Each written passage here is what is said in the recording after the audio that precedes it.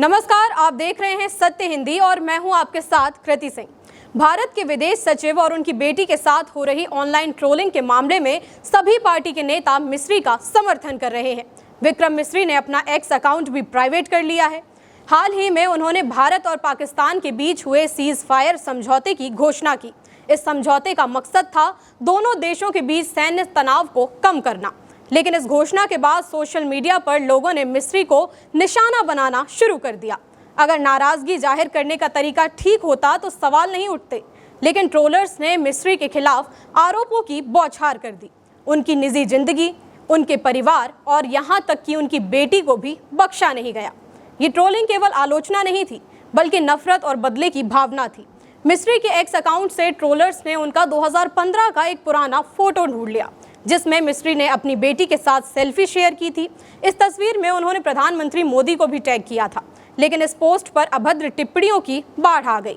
एक यूजर ने लिखा, थोड़ी हिम्मत दिखाओ, आपको पाकिस्तान से सीज फायर की भीख मांगनी पड़ी। दूसरे ने कहा कि भारत को मजबूत नौकरशाहों की जरूरत है। एक अन्य ने लिखा कि ये सीज फायर पूरी तरह से गलत है। दशकों बाद एक मौका मिला था भारत पाकिस्तान के हालात बदलने का और आपने उसे भी गंवा दिया। ट्रोल्स यही नहीं रुके, उन्होंने मिस्री की निजी तस्वीरें और परिवार की जानकारी सार्वजनिक कर दी। उनकी बेटी को अभद्र और स्त्री विरोधी टिप्पणियों का निशाना बनाया गया। इस हमले ने सारी हदें पार कर दी, जिसके बाद मिस्री को अपना सोशल मीडिया अकाउंट प्राइवेट करना पड़ा। इस ट्रोलिंग के खिलाफ देश एकजुट हो उठा। समाजवादी पार्टी के नेता और यूपी के पूर्व मुख्यमंत्री अखिलेश यादव ने बीजेपी से सवाल किया। उन्होंने एक्स पर एक लंबी पोस्ट में लिखा कि निर्णय सरकार का होता है, किसी अधिकारी का नहीं। बीजेपी की चुप्पी उनकी संलिप्तता को दर्शाती है। अखिलेश ने कहा कि यह शर्मनाक है कि एक बड़े अधिकारी और उनके परिवार के खिलाफ असामाजिक तत्व अपशब्दों की सारी सीमाएं तोड़ रहे हैं, लेकिन बीजेपी सरकार खामोश है। उन्होंने ट्रोल्स की गहरी जांच की मांग की और कहा कि ईडी, सीबीआई और साइबर सिक्योरिटी एजेंसियों को तुरंत इनके सोशल मीडिया अकाउंट्स, बैंक खातों और ई पेमेंट का ब्यौरा निकालना चाहिए। ये पता करना जरूरी है कि ये राष्ट्र विरोधी ताकतें किसके इशारे पर देश में अशांति फैला रही हैं। पूर्व विदेश सचिव निरुपमा राव ने भी मिस्री का समर्थन किया। उन्होंने लिखा कि मिस्री एक समर्पित राजनयिक हैं। उनकी बेटी की निजी जानकारी उजागर करना सभी सीमाएं लांघ चुका है। इस जहरीली नफरत को बंद होना चाहिए।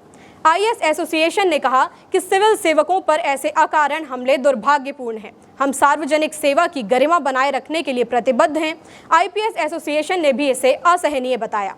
एआईएमआईएम प्रमुख असदुद्दीन ओवैसी ने लिखा, मिस्री जैसे ईमानदार राजनयिक को केवल सरकार के निर्णय को बताने के लिए निशाना नहीं बनाना चाहिए।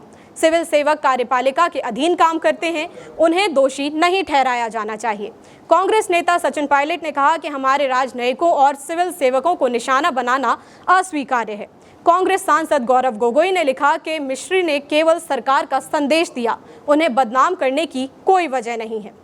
भारत सरकार के सचिव वी श्रीनिवास ने भी मिस्री के साथ एकजुटता जताई और कहा कि विक्रम मिस्री ने हमेशा राष्ट्र को प्राथमिकता दी है।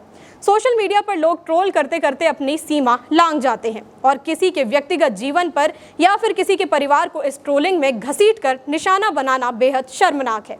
विक्रम मिस्री के मामले में भी लोगों को समझना होगा कि एक राजनयिक का काम सरकार के निर्णयों को लागू करना है, ना कि उन्हें बनाना। फिर क्यों उनके परिवार को निशाना बनाया जाए? इस मामले में आपकी जो भी राय हो हमें कमेंट करके जरूर बताइएगा। वीडियो अगर पसंद आया हो तो लाइक और शेयर करें और अगर आप चैनल पर नए हैं तो सब्सक्राइब करें।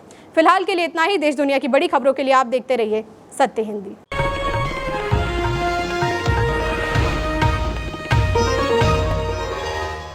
Copyright disclaimer under Section 107 of the Copyright Act 1976. Allowance is made for fair use for purposes such as criticism, comment, news reporting, scholarship, and research. Fair use is a use permitted by copyright statute that might otherwise be infringing.